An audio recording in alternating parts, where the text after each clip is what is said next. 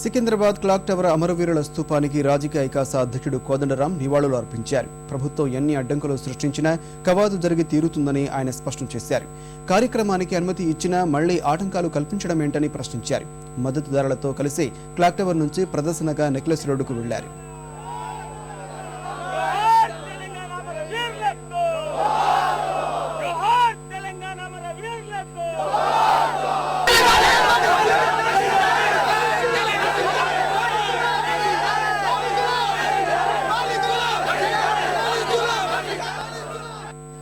విషయం ఏంటంటే ఇదివరకు ఎన్నడూ జరగంది కొత్తది ట్రైన్స్ కూడా క్యాన్సిల్ చేసి 47 ట్రైన్స్ బస్సులను ఆపిండు ఇప్పటికి ఆపుతున్నారు.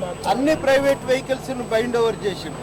ఇది గవర్నమెంట్ అనుకుంటుంది, విజయం అనుకుంటుంది. మనమేమనుకోవాలి, దీన్ని బలహీనత అనుకోవాలి. నీకు చేతగా అనేది అర్థమైంది. మా తెలంగాణ ప్రజల పట్ల నీకు భయం తప్ప ఇంకోటి లేదనేది కూడా మాకు అర్థమైంది. ఇది మేము సాధించిన తొలి విజయం అనే మేము అనుకుంటున్నాము. పర్మిషన్ తెచ్చుకున్నాడు మొదటి విజయం.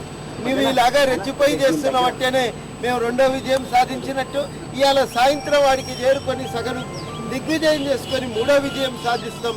ప్రభుత్వం చేస్తున్న ఈ అణచివేత చర్యలకు పెద్ద ఎత్తునే రేపటి నుంచే మల్ల మన ఉద్యమం కూడా తీవ్రతరం చేస్తాము, శాంతియుతంగా కట్టబద్ధంగా.